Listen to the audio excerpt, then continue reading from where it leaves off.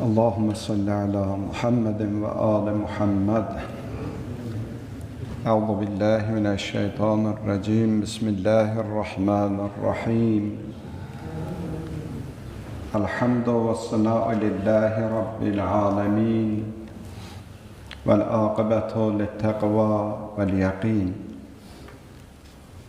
والصلاة والسلام على أشرف الأنبياء والمرسلين حبيبنا وحبيب إله العالمين أبي القاسم محمد اللهم صل على محمد وآل محمد وعلى أهل بيته الطيبين الطاهرين المعصومين ولعنة الله على أعدائهم أجمعين من الآن إلى قيام يوم الدين رب اشرح لي صدري ويسر لي أمري واحلل عقدة من لساني يفقه قولي صدق الله العلي العظيم. Allah'a sonsuz hamd senalar olsun. Bir daha ömrümüzdə mübarək Ramazan ayını yaşamağı, bu ayın qədir gecələrini dərk etməyi, bu gecələrdə Allah evində istiğfar, tövbə edib, Allahdan bağışlanmaq diləyib, bu gecələri ibadət, itaətdə keçirtməyi bizlərə nəsib elədi. Bu əzəmətli ay və bu əzəmətli gecələr artıq sona yetişir və insan çox müğayət olmalıdır ki, bu əlindən dəyərli bir nimət gedir. Bu nimət ilahi bir lütfüdür, ilahi bir bəxşişdir. Allahın bəndələrini, xüsusilə əziz Peyğəmbərinin ümmətini sevdiyindən təyin elədiyi bir günlərdir ki, Allah hər bəhanə ilə istəyir bizi ilə barışsın. Hər bəhanə ilə istəyir bizi əfv eləsin. Hər bəhanə ilə bizim nicatımız üçün, bizim cənnətə getməyimiz üçün Allah çalışır. Əslində biz çalışmalıydıq. Amma Allahın lütfü və mərhəmətidir ki, Allah bizim yerimizə çalışır.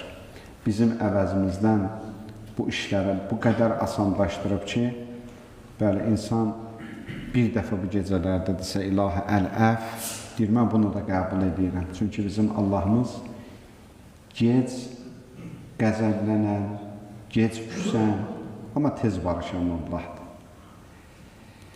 Bəndələr bunun əksidir. Bəndələr görərsən tez inciyər, amma ürəyini almaq çox çətin olar.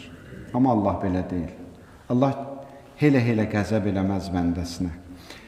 Elə Allah bəndəsini nəzərindən silməz. Çünki Quran-ı Kərimdə biz görürük, Allah-u Teala günahkarların barəsində danışanda deyir ki, mənim özünə zülm edib günahla, özünə zülm etmiş günahkar bəndələrim, orada da bəndələrim deyə Allah bizə lütf eləyir. Demək ki, Allah deyir ki, hələ günah etmişsiniz də mən səni öz nəzərimdən silməmişəm və istəyirəm ki, son ana qədər sənin üstündə çalışacağım. Son an, axır nəfəsinə qədər sənin əgər özünün istəyin olsa, mən səndən razılaşıram. Hər halda səndən razılaşıram. İstənilən vəziyyətdə səndən razılaşıram. Yetər ki, qayıt və yetər ki, gəl. Və dedik ki, Qədir gecəsi çox əzəmətli bir gecədir.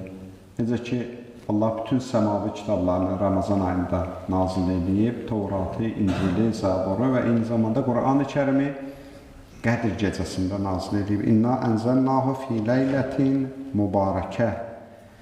Biz mübarək bir gecədə Qur'anı nazil eləmişik. Fīhə yufraqu kulli əmrin həkim. Həmin gecədə bütün işlər hikmət üzü ilə təyin olunur. Hər iş ki, Allah bir il bizim barəmizdə təyin edəcək, hamısı hikmət üzü iləndir, səbəbsiz deyil. Niyə Allah, mən bu il elə xəstəliklə çarpışdım? Deyir, səbəbsiz deyil, hikmət üzü iləndir. Allah, niyə bu il mənim ruzi çətinliklərim oldu? Deyir, hikmət üzü iləndir. Allah, niyə bu il mən heç müqəddəs ziyarətlərə gedə bilmədim? Deyir, hikmət üzü iləndir. Hər nə baş veribsə bir il müddətində bir hikmət üzü iləndir. İndi hikmət nədir? Bəzisində ilahi bir qəzəb var, bəzisində ilahi bir mərhəmət var, bəzisində bir ilahi təqdir var. Amma biz bu hikmətləri bəzən dərk edib başa düşə bilmirik, amma hər halda. Ki dedik, amma bu gecə gizli bir gecədir. Qədir gecəsini Allah gizli saxladı ki, bəndələr daha çox ibadət, itaətli olsunlar. Və bir hədisdə keçir ki, Əziz Peyğəmbər buyurur, son 10 günlükdədir bu gecə. Bir hədis oxuduq Həzrət İmam Sadiq əleyhissalamdan. Həzrət İmam Sadiq əleyhissalam buyurur ki, 3 gecəyə ehtimal daha böyükdür. 19-cu, 21-ci və 23-cü gecələr Ramazan ayının. Və Həzrət buyurdu ki, bu 3 gecənin üçü də mühüm bir gecələrdir. 19-cu gecədə sizin bir illik müqəddəratınız təyin olunur, 21-də təqdir olunur və 23-də artıq imzalanır.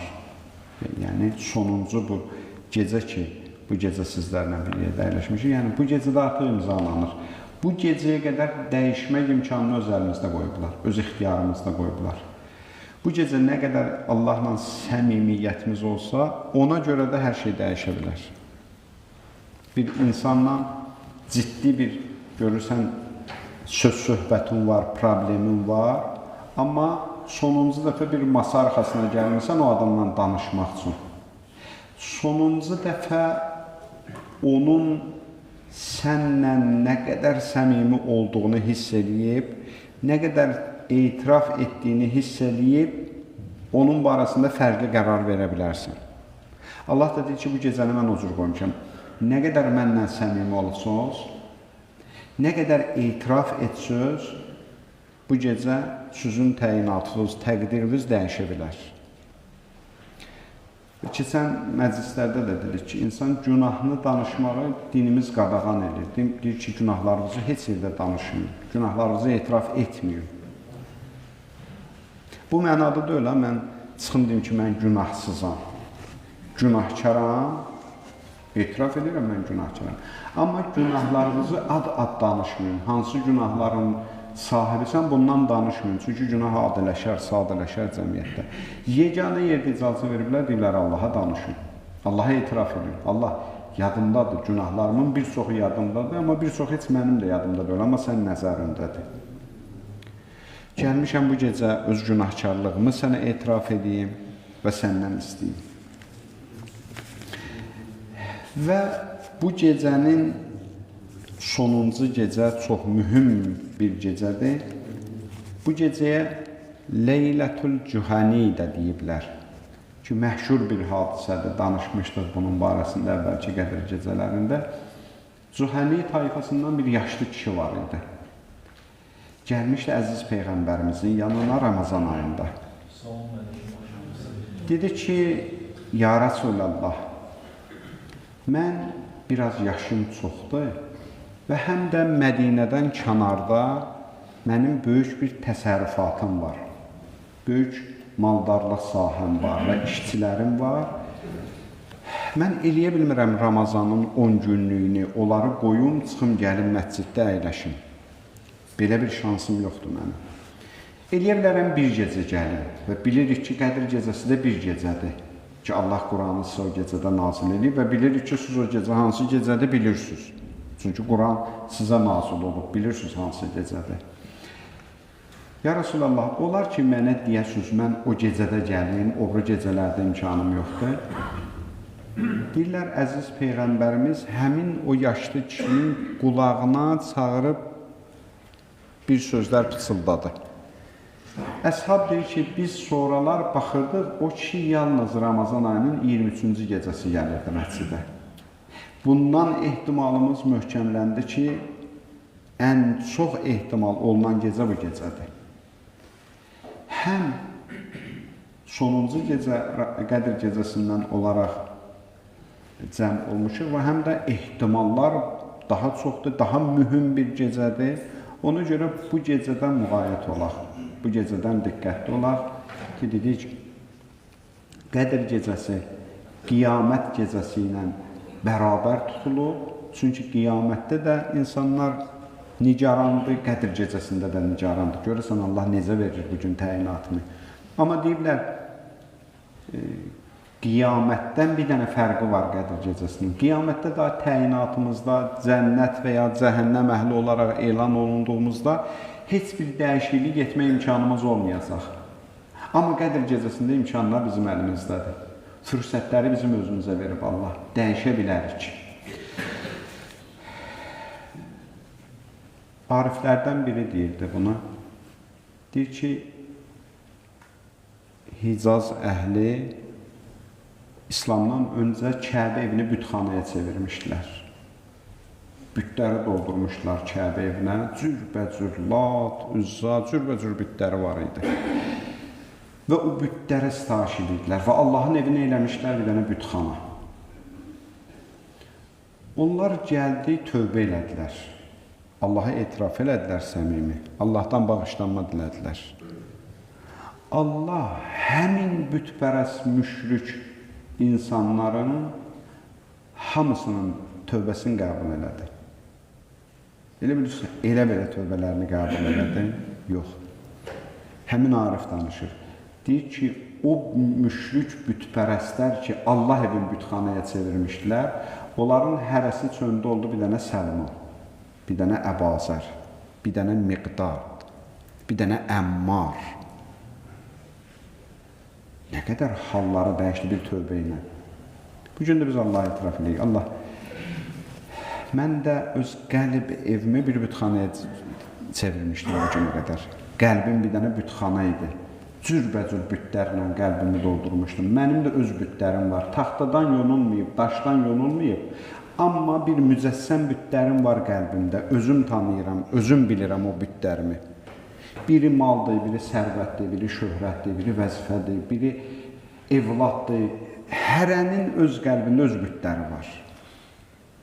Allah, mən də qəlbimi bütxanaya çevirmişdim. Bu gecə mən də tövbə edirəm.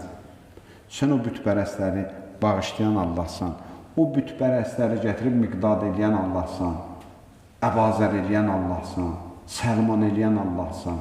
Bu gecədə mənim tövbələrimi qəbul elə və elə belə qəbul eləmə, mən olduğum kimi qalmaq istəmirəm. Bu qədəri ilə mən razılaşmıram. Allah, mən özüm üçün hədəf təyin eləmişəm, hədəfim kiçik deyil.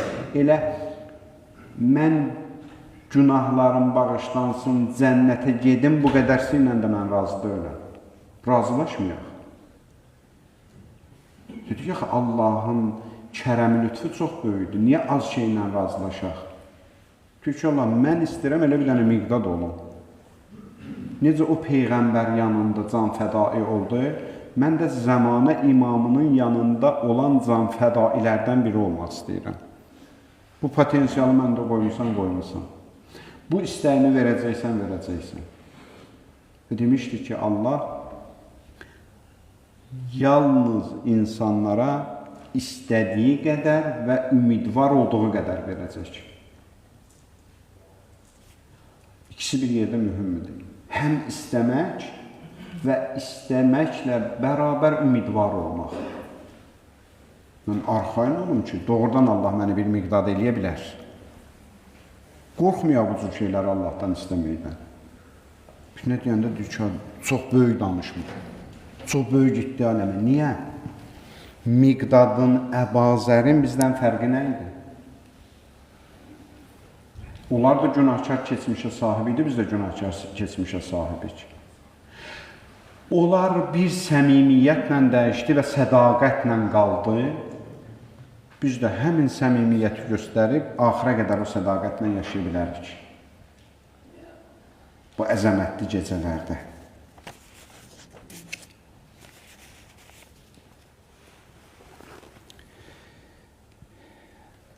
bu mübarək ay o qədər əzəmətlidir ki, Həzrət Peyğəmbər Əkrəmdən də hədis buyurur, Ləv ya'ləmul əbdu ma fi Ramadan, ləvəddə ən yəkuna Ramadan əs-sənə.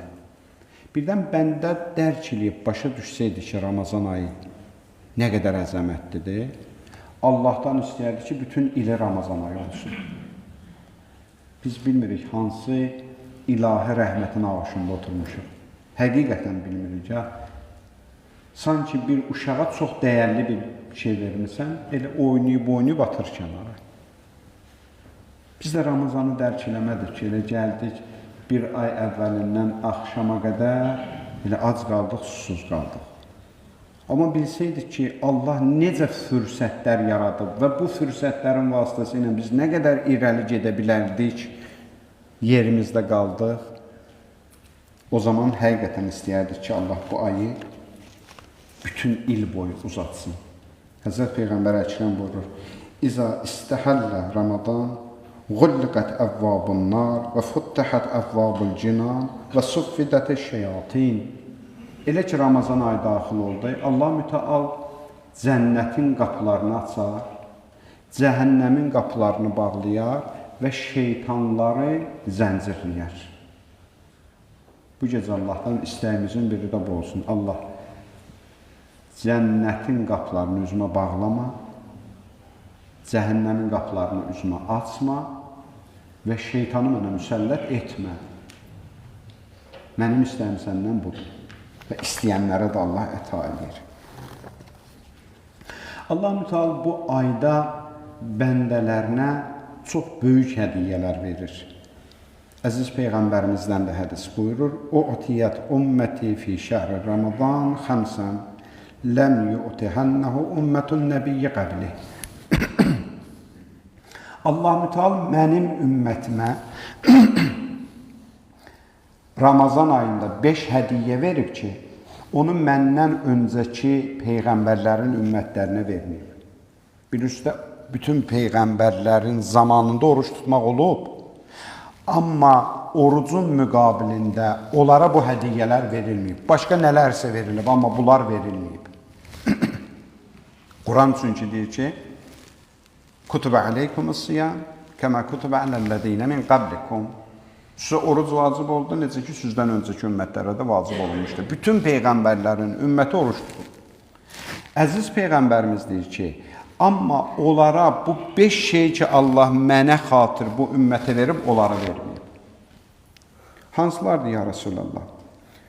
Əmmə vahidətun fəizə kana əvvəlu leylətin min şəhri Ramadan nəzərəllahu əzzə və cəl iləyhim və mən nəzərəllahu iləyhi ləm yuəzzibuhu əbədə. Birincisi budur. Elə ki, Ramazan ayının 1-ci günü oldu, Allah mənim ümmətimdən olan oruç tutanlara nəzər edər.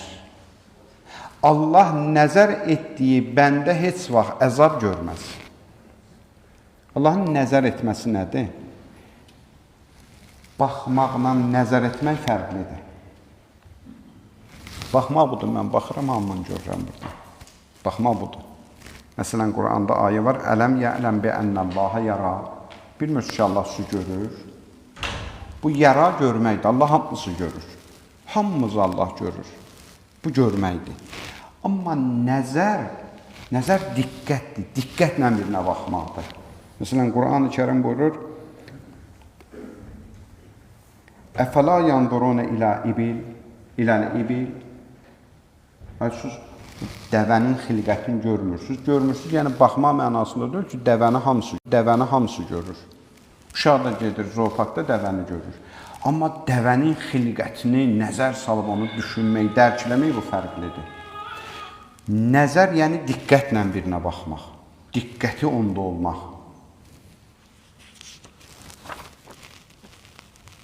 Allah buyurur bəndələrinə, فَلِيَنْدُرُ الْاِنْسَانُ اِلَى تَعَامِهِ. İnsan öz yeməyinə baxmalıdır. Baxmalıdır, yəni hamımız yemək yeyəndə ona baxırıq da. Adam var ki, yemək yeyəndə belə diqqətlə o tikələrin yaxşılarını elə dəqiq görür, onları seçir. Bu baxmaqdır. Amma Allah yeməklərinizə baxın, yəni nəzər eləyin, yəni diqqət eləyin, halal haramına baxın. Bu mənada deyir. Ona görə də ilahi nəzər çox mühümmidir. Həzrət Musa əleyhissalam Allaha dedi, Allah, qiyamətdə mən səni görə biləcəyəm. Allahdan nida gəldi, lən tərani ya Musa, sən məni əbədən görməyəcəksən. Məni görmək mümkündür. Amma Allah Müteala buyurur, vücuhun yevmə izin nazara, ilə Rabbihə nazara. O gün ki, neçə-neçə üzlər şadlanacaq, onlar öz Rəbbinə nəzər eləyəcək. Allahı görməyəcək. Amma diqqətimiz aləmlərin pərverdigarında olacaq. Bu mənada ilahi nəzər çox mühümmidir. Həzrət Şüeyb Peyğəmbər bir gün Allahdan soruşdu. Hamımızı düşündürən suallardan biridir. Dedi ki, Allah, filan zavanı hər günahı eləyir, amma varı dövləti tökürsən başından. Hər şey verirsən ona. Niyə? Burada ki, ya Şüeyb, mən ondan elə bir şey almışam ki, hər nə qədər onun başını töksəm, faydası yoxdur. Dedi, Allah, nəyi almışsan ondan? Dedi, öz nəzərimi ondan çəkmişəm. Dedi, Allah, nə olur nəzərimi çəkəndə? Dedim, mən ki, ondan nəzərimi çəkmişəm, o ibadətdən ləzzət ala bilmir. O günah eləyəndə xəcalət çəkmir. Tanış sözlərdir. Bəzi insanlar var bu cürdür. Hər şey var. Amma ibadət çatmır ona, dərk eləyə bilmir, başa düşə bilmir. Günah eləyir, aşkarda da günah eləyir, hətta fərəhlənir öz günahları ilə. Mənası budur ki, ilahi nəzər ondan çəkilib. Demək, çox mühüm bir məsələdir ilahi nəzərin üstümüzdə olmağı. Allah deyir ki, mən Ramazan ayında ümmətindən, Peyğəmbərimin ümmətindən olan bəndələrimə nəzər eləyəcəyəm. İkincisi, əl-mələikətə yəstəğfirunə ləhum fi leyləti və nəharihim. İkinci hədiyyə Peyğəmbər ümmətinə Ramazan ayında. Mələklər gecə və gündüz istiğfar eləyər Peyğəmbər ümmətinin oruç tutanları üçün. Mənim istiğfarım mümkündür, qəbul deyil. Amma mələk məni üçün istiğfar edir. Düşün, təsəvvür elə, Cəbrail, Mikail, İsrafil, ciddi bunların görevləri olan mələklərdir. O Peyğəmbər sözündə yalan deyir. Oturublar, mən üçün dua edirlər. Bunu düşün. İndi insan başa düşür ki, Allah mənə nə qədər dəyər verir. Allah mənlə nə qədər məşğuldur. Mən özümlə o qədər məşğul deyiləm ki, Allah mənlə məşğuldur. Tək hamımızla Allah məşğuldur. Sanki Allahın yer üzərində məndən başqa bəndəsi yoxdur. Bu qədər Allah bizim dinləndirsək, fokuslanıb bir dənə mənə. Sən də öz yerlə bunu düşün. Hamımızın tək bu keçərlidir. Bəzən bunları niyə danışırlar biz üçün? İnsan başa düşsün ki, onu sevərək, onu daim diqqətində saxlayan bir pərverdigar var. O zaman insan günahla rastlaşanda utanmaz. Məni bu qədər rəhməti ilə xoşuna almış bir aləmlərin Rəbbi var. Mən nə oyun çıxardıram bəs? Mən hara gedirəm bəs? Mən hara qaçıram? O Allahdan mən hara qaçıram? Kimə tərəf qaçıram? Onlara tərəf qaçıram ki, arxamı boş qoyacaq. Onlara tərəf qaçıram ki, mənə xəyanət eləyəcək. Onlara tərəf qaçıram ki, məni naümid qoyacaq. Hətta sədaqətli olsalar belə qəbrin kənarına qədər məndəndilər. Qəbrin kənarından sonra heç biri məndən yoxdur. Amma aləmlərin Rəbbi var. Üçüncü hədiyyəsi nədir? Yə'murul cənnətə təzəyyəni li'ibadi. Allah cənnətə əmr edir ki, bəndəsi üçün onu bəzətsinlər. Cənnəti bəzədün mənim bu bəndəm üçün. Bir aydır, mənə xatir bütün halallardan çəkin. Allah, mən nə böyük iş görmüşəm ki? Mən neynəmişəm ki? Gör, neynirdim ki mən?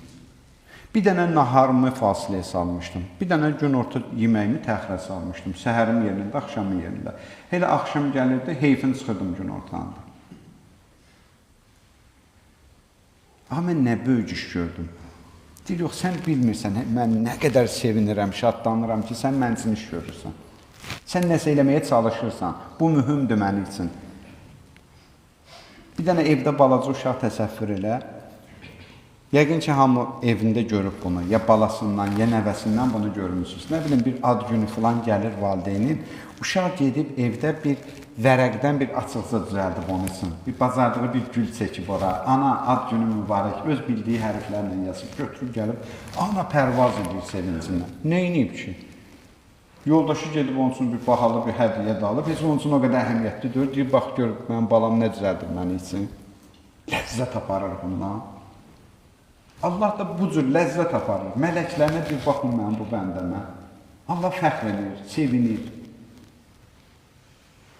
Allah, mən neynədim? Deyir, yox, mən üçün çox mühüm məsələ deyə bu.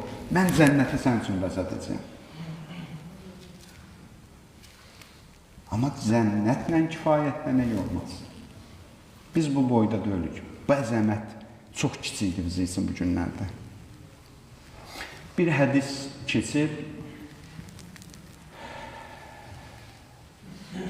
Əbu Abdillah Hüseyin əleyhissalamın ziyarətinin barəsində buyurur ki, hər kim Əbu Abdillah Hüseyin əleyhissalamın ziyarətinə piyada getsə, Allah o ziyarətə gedənin hər qədəminə hesablaya bilirsə hesablayın bu hədisi, düşünə bilirsə düşünün bu hədisi. Allah hər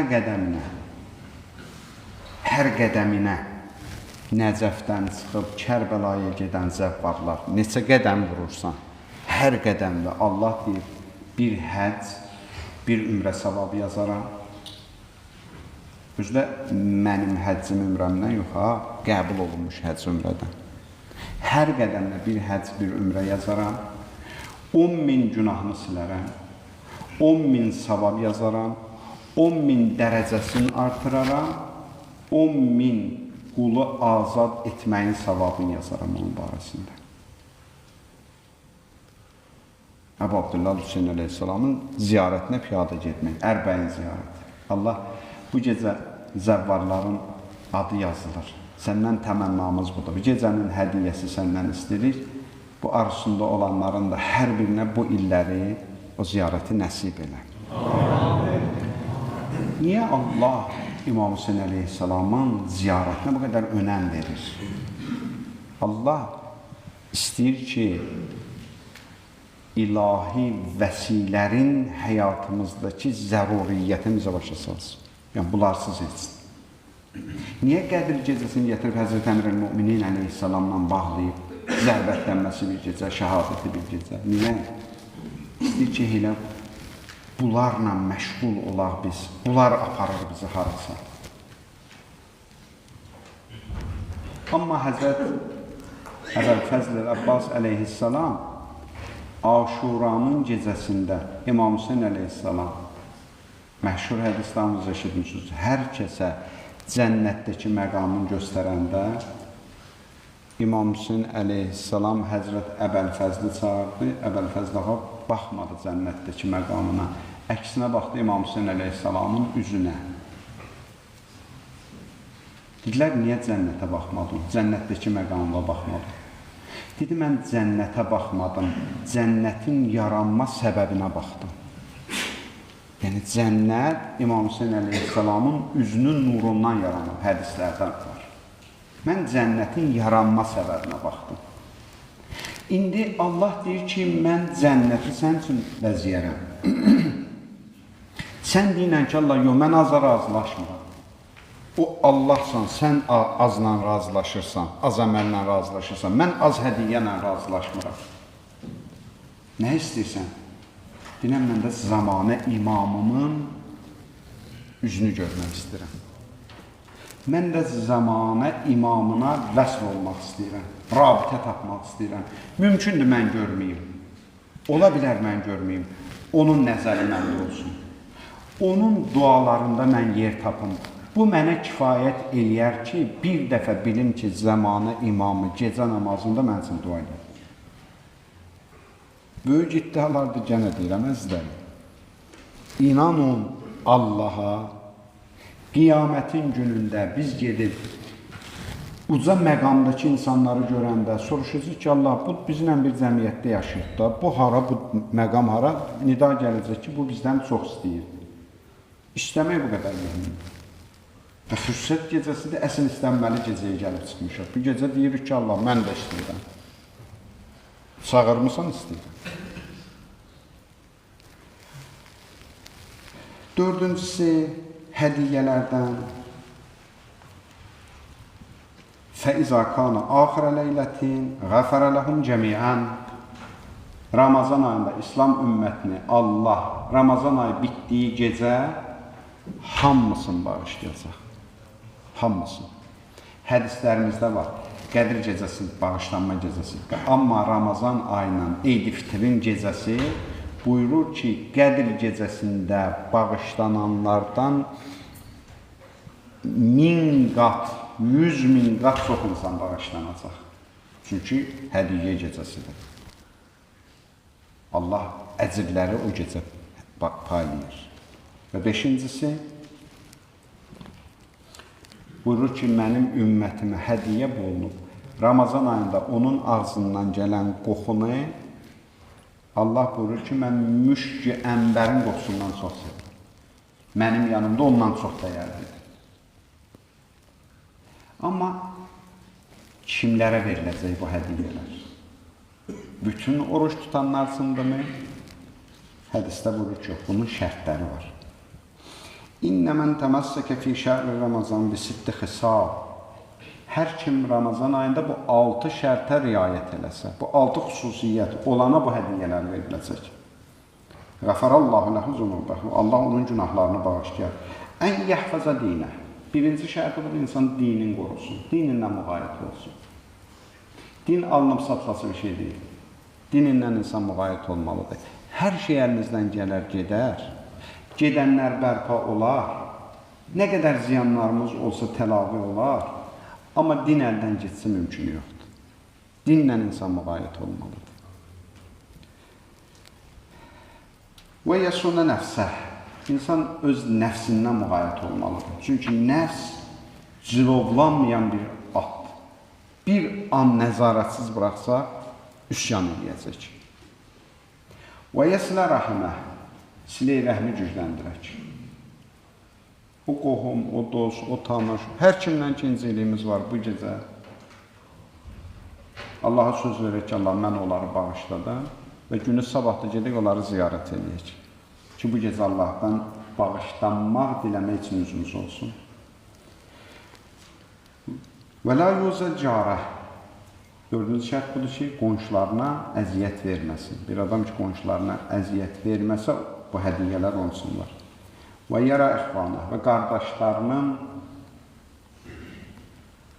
haqlarına, hüquqlarına riayət eləsin. Haqq, hüquq məsələsi çox ciddidir. İnsanların haqqına riayət edəcək. Heç narazı bir kütləyə çevrilməyəcək. Heç şahidçi bir kütləyə çevrilməyəcək.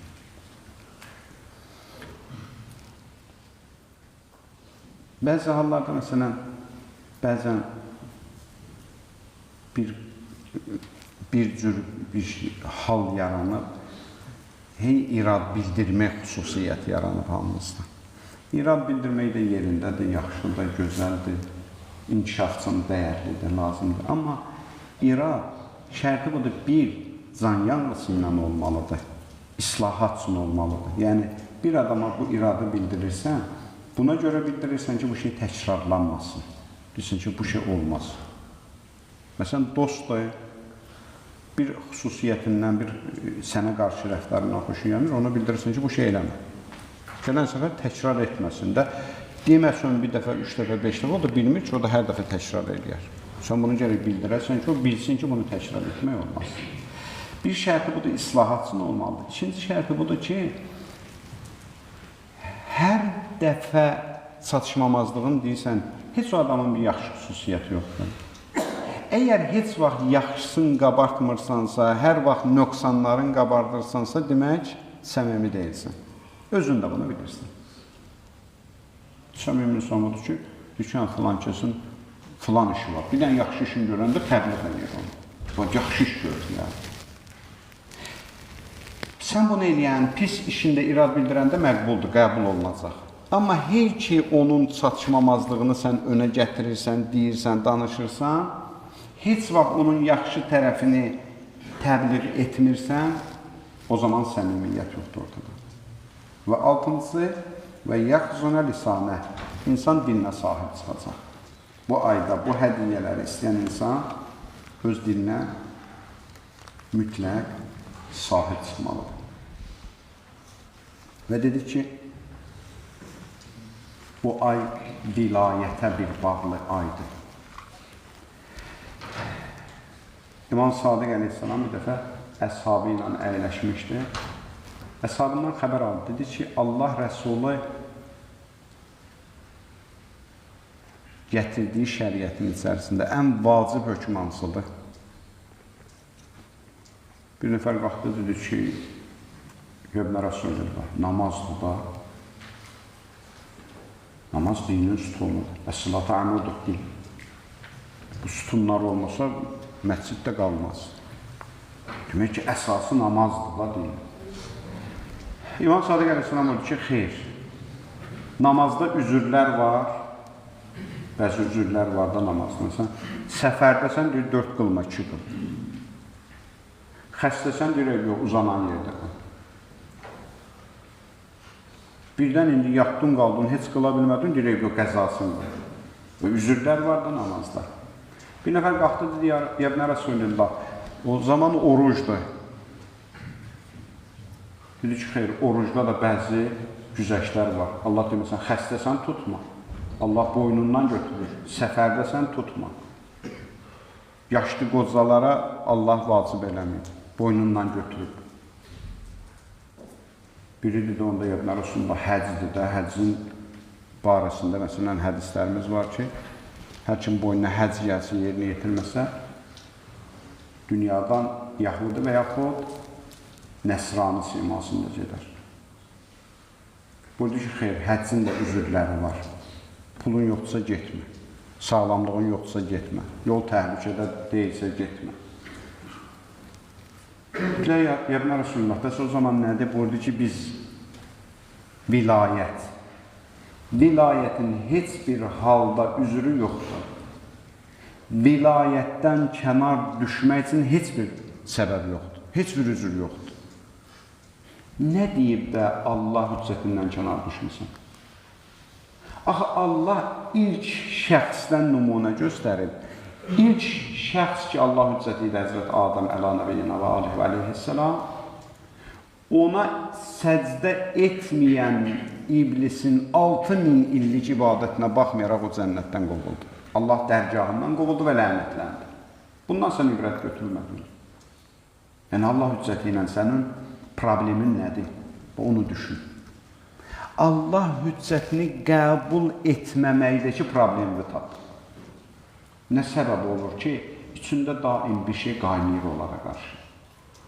Hər vəcidə onlara qarşı bir söz axtarırsan düzəltməyə.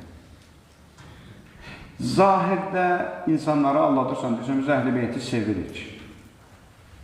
Mən təəssüf edirəm ki, bəzən bizim möminlərimiz də o cür hilələrə aldanırlar. Görürsən, bir dənə əhl-i xilafdır. 2 kəlmə İmam Həsənlə, İmam Hüseynlə, Həzrət Əlidən danışdı. Bizimkilər götürdü qoyda. Sağ olsun, bax, bu da hidayət aldı. Sən də özünü aldadırsan. O səni aldadır, sən bilsin ki, aldandın. Əcəb oğlansan. Vilayəti qəbul edən, imaməti qəbul edən 2 addım o izə atandan sonra demir ki, İmam Həsən Həzrət Əli də ondan şikayətlənirdi. İmam Həsən həmən şəxsiyyətdir ki, Allah Rəsulü buyurdu, cənnət zavanlarının ağasıdır. Hər fürsətdə xanım Zəhraya böhtan demədilər. Hər fürsətdə Həzrət Əli əleyhissalama böhtan demədilər. Qədir-xum kimi əzəmətli hadisəni nə qədər çirkin niyyətlə gəlib örtməyəsin. Dedilər ki, bəs Həzrət Əli ilə əshabın arasında bir incilik olmuşdu. Allah Rəsulü da bu inciliyi aradan götürmək üçün ki, yaşda Əlidən incimiyirdi. Bu cür çirkin oyunlarla Əhl-i Beyt hər dəfə şər böhtan vurdular. Xanım Xədicə salamullahi aleyhaya belə iftiralar atdılar ki, başqa xanımların tarazlıq yaratsınlar, balans yaratsınlar. Nədir ki, xanım Xədicə salamullahi aleyha, xanım Fatıma Zəhra salamullahi aleyhanın anası. Nədir ki, vilayətin carçısıydı. Nədir ki, imaməti qəbul eləmişdi. Demək ki, insan özünü təhlil eləsə, başa düşər ki, bunun Allah hüccətləri ilə bir problemi var. Qaynayır, daşır bunda hər dəfə. Hər fürsətdə bir söz deyir.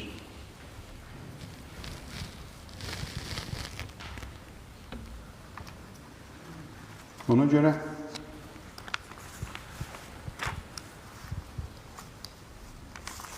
bu gecənin şəhidi ki, Qədir gecəsində şəhid oldu, onun vilayətini qəbul edib, dərk edib, onda sabit qalmaq çox mühüm məsələdir. Və bu gecənin dualarından da biri bu olmalıdır ki, biz zamanə imamımızı tanıyaq, zamanə imamımıza bağlana bilək. Onun bizdən gözləntilərini tapa bilək. Bizdən istəkləri nədir? Görəsən, zamanə imamı bir, məni necə görmək istəyərdi? Sanki getmişəm, qarşısında oturmuşam, mənə icazə verilib, zamanə imamından görüşmüşəm. Görüşsəm nə deyəcəkdim? Gidib ondan da selfie çəkdirəcəkdim. Ki, ağa imam zamanı gördüm, tez şəkil çəkdirim, paylaşım sosial şəbəkələrdə. Allah hüccətini görmüsən, insan bir sual verməlidir ona. Ağıllı insanın sualı bu olmalıdır. Ağa, mən necə görmək istəsəm, mən neynəsəm, sən məndən razı qalarsan. Bir, fərdi sual. İki, ictimai sual. Allah bizim cəmiyyətdəki fəaliyyətimiz nədən ibarət? Cəmiyyət olaraq bizi necə görmək istəyirsiniz? Biz cəmiyyət olaraq necə yaşayaq, necə rəftar eləyək, bizdən razı qalasınız? Bu sualı sanki biz soruşmuşuq, bizə də cavab verib. Gəlin, belə düşünək. İmam zaman sizcə deyər ki, mən xoşum gəlir ixtilaflar içində olan üçün cəmiyyətimizdən. Siz bir-birinizin ətin yiyəndə biz şad oluruq. Siz bir-birinizlə razılaşmayanda bizə ləzzət edir. Siz pərakəndə yol gedəndə biz ləzzət aparırıq. Görürsən, İmam zaman belə bir şeydən razı olar. Hamımız bilirik ki, olmaz. Hamımız and içə bilərik. İmam zamandan soruşmadan da yəqinlə Qurana basıb and içə bilərik ki, İmam zaman belə bir cəmiyyətdən azığı gəlir. O zaman o cəmiyyətin yaranması üçün nə edirik? İçimizdəki kin, kudurət, şəxsi mövqelərimizi kənara qoymağa bacara bilərikmi? Bu mümkündürmü? Əlbəttə ki, mümkündür. İstəsək mümkündür. Əgər şəxsi mövqeyimizdən bu dinə baxmasaq, şəxsi çıxarlarımızdan dinə baxmasaq, bu mümkündür. Və onların görmək istədiyi həmin cəmiyyətdir. Və o Ərbəin ziyarətini ki, bizə çox tövsiyə ediblər, Ərbəin ziyarətində bizə bir mexanizm göstərirlər. Deyirlər ki, baxın, belə bir cəmiyyət təqribən bizi başa düşə biləcəyimiz bir şey bizə təqdim edirlər ki, təqribən belə bir cəmiyyət biz istəyirik. Orada hamısı qarışıq bir-birinə, heç kimin heç kimlə problemi yoxdur, hamı bir-birinə xidmət eləməyə çalışır. Orada ən yaxşı insan daha çox xidmət edən insandır. Orada mən ağayam, mənim xidmətimdə diyamın anlayışı itir. Orada mən nökərəm, mən daha çox ağamın zəvvarlarına xidmət etməliyəm, önə keçir. Bunu görən şəxs, fərd gəlib öz cəmiyyətində də bunu tətbiq eləməlidir. Mən nə qədər xidmət edə bilərəm? Nə qədər mənim potensialım var xidmət eləmək üçün? Nə qədər bacarıqlar Allah məndə qoyub bu xidmətlər üçün? Və Allah bu bacarıqları, bu istedadları bizdə qoyub. Bəzən o istedadlarımızı elə acı yerlərdə istifadə edirik. Bir də hilə qurmaq üçün istifadə edirik. Demək ki, mənim potensialım var da, demək ki, başım işləyir də, nə olardı bunu yaxşı səmtdə istifadə eləsəydim. Ona görə Bu ictimai məsələlər də bu gecələrin mühüm məsələləridir, bu gecənin düşünməli məsələləridir. Yəni, Həzrət Loğman əleyhissalamdan bir hədislə istəyirəm sözümü tamam edim. Həzrət Loğman Peyğəmbər deyil, hikmət sahibidir. Amma o qədər əzəmətli bir hikmət sahibidir ki, Allah gəlib onun barəsində bir surə nazil edib Quranda. Loğman surəsi. Və Loğmanın oğluna vəsiyyətlərini Allah ayə çevirib Quranda gətirib. Görün, nə qədər dəyərli bunun nəsiyyətləri olub ki, Allah ayə olaraq onları göndərib. Loğmanın sözünə dəstəmasız əl vura bilmərsin. Gör kimdir Loğman. Həzrət Loğman deyir ki, mən 4000 Peyğəmbərin xidmətində olmuşum. 4000 Peyğəmbər. Ömrü uzun olub və bilirsiniz də, bəzi zamanlarda Peyğəmbər çox olub. Məsələn, axirət zamanda bir Peyğəmbər var idi, İslam Peyğəmbəri. Amma elə zamanlar olub ki, eyni vaxtda görürsən 50 Peyğəmbər olub. Hər məmləkətdə bir Peyğəmbər olub. Həzrət Loğman deyir, mən 4000 Peyğəmbər xidmətində oldum. 4000 Peyğəmbərin sözünü, təbliğini cəmlədiyim yekun 4 dənə sözdən ibarət biləm onu. Oğlumu 4 dənə sözü sənə deyirəm, yadında saxla. 4000 Peyğəmbərin sözü bu 4 sözdən ibarətdir. 1. Namazda qəlbini qoru. Namazda qoyma qəlbi və başqa məsələlər gəlsin, girsin. Allahın üçün namaz qılıram. Elə bir həmd bir qulf Allahla qıl bu namazı. Elə qunutunda da bir salavatdır, bəsdir. Rükû səcdəsində də 3 dənə Subhanallahdır, kifayətdir. Amma bunları Allah üçündür. Lazım deyil ki, namazın həmdindən sonra Fil surəsini oxuyasan, qunutunda bir uzun dua deyəsən, zikrinlərini uzadasan, amma içində başqa bir şeylər olsun. Buyurdu, namazda qəlbini qoru, Allah üçün olsun. Bu qədər sadə. 2. Süfrədə boğazını qoru. Süfrə kənarına oturdun, tez hücum çəkmə süfrəyə. Bax gör, halaldırmı, haramdırmı? Bax gör, o süfrənin sahibinin pulu halaldır, haramdır. Barıq xumsun zəkatını verən adamdır, yox. O yaxşı kişilər var idilər, Allah rəhmət eləsin, dünyasını dəyişiblər. O evlərdə ki, gedirdilər, çörə yedilər, bilirdilər, xumus verən adamdır, zəkat verən adamdır. Təqribən yediyini hesablayırdı, gəlirdi evə çatanda o qədər yediyinin miqdarı qədərin xumsunu çıxardırdı ki, müstəhəbbidir verirdi. Ki, boğazından haram ki, keçmir. Deyiblər, diqqət edin, haram loğma elə bir şeydir ki, Əli ibn Əbi Talib əleyhissalamın məhəbbəti buradadırsa, haramdır ki, bura düşdüsə, bunu sıxışdırıb çıxardır. Çox demişik də o. Əbu Zər gəldi bir gün evdə, gördü ki, evdə bal var. Xəbər aldı, bu bal hardandır? Dedilər ki, bəs Muaviyə hədiyyə göndərib. Dedi, bu baldan kimsə yeməyib. 5 yaşında qızı var idi Əbu Zərin. Dedilər ki, bu uşaq yedi. Bir qaşıq yedi. Bir çıxartdı çölə, barmağını saldı, qusturdu uşağı. O qədər təhlükəlidir. Muaviyyənin göndərdiyi zahirən şirin bal zəhərdir. Daxil olsa mədəyə əli sevgisi çıxar o qəlbdən. Bunu gördüklər ki, süfrə kənarında boğazınıza diqqət edin. Qonaq getdiniz gözünüzə diqqət edin. Həzrət Loğman deyir, qonaq getdiniz gözünüzə diqqət edin. İffət, iffət, iffət. Bugün cəmiyyət, dindar cəmiyyətin xanımlı, kişili, çatışmayan böyük nöqsanı iffət mövzusudur. Çox vacib bir məsələdir. Çox danışmışıq, vaxtımızla məhduddur. Tarixdə necə günahkar insanlar hidayət tapıblar, danışmışıq da birinin barəsində. O İsfahanlı, o bir nəfər hər günah edən adam var idi. Axırda gəldi, Həzrət Əlinin hərəmində dəfn ediblər onu, o günahkarı. Dostu deyir ki, mən bilirəm, onun hidayət olmasının səbəb bu ki, çox iffətli kişidir. Hər günah edirdi, amma iffətliydi. 4-cüsü, cəmaatın içində deyirlər, dilimizi qoruyun. Bu dil həlakət üzvüdür da, bir parçadır insanın həlakət səbəbidir. Ona görə bu gecələr gələk deyək ki, Allah, Bu gecə istiğfar elədik, bilirik ki, bağışlayalım. Çünki bizə deyirlər, bu gecə heç kim şübhə etməsin ki, Allah görəsən məni bağışladı, yoxsa yox. Yəqin bilək ki, Allah bu gecə bizi bağışladı. Bu mütləqdir.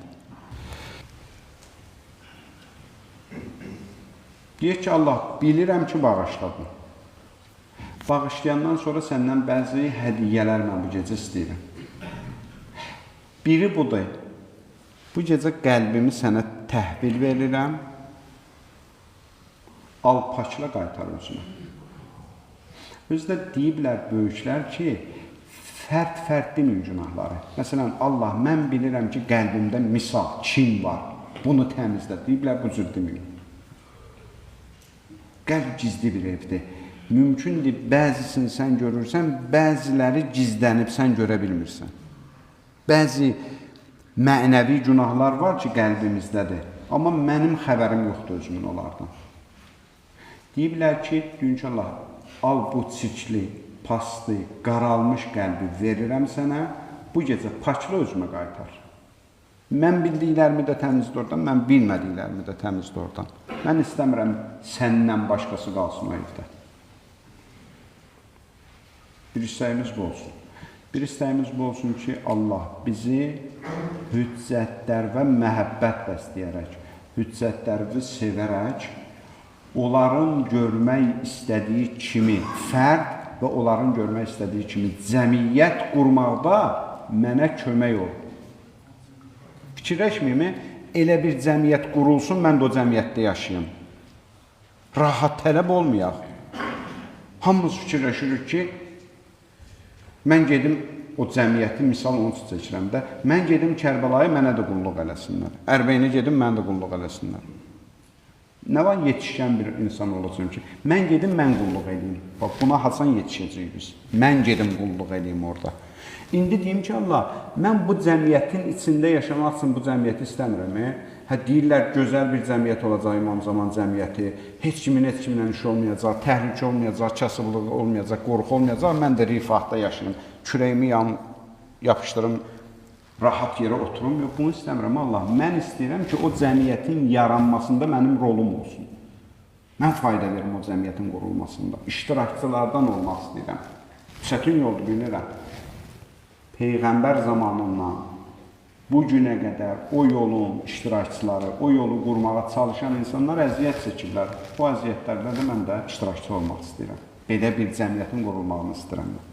Qurulmasında iştirakçılardan biri, köməkçilərdən biri olmaq istəyirəm mən. Mən istəyirəm ki, İmam Zamanın dua etdiyi şəxslərdən birinə çevrilim. Mən böyük iddia eləmirəm, yenə deyirəm. Mən istəyirəm Allah, mən istəyirəm ki, bu gecə İmam Zaman hansısa məsciddə oturub, bilmirəm Səhla məscidində oturub, Kufə məscidində oturub, Kəbə evində oturub, Bəqidə oturub, harada oturub mən bilmirəm. Bu gün duaları eləyir İmam Zamanı. Mən istəyirəm ki, bir dəfə adımı dilinə gətirsin.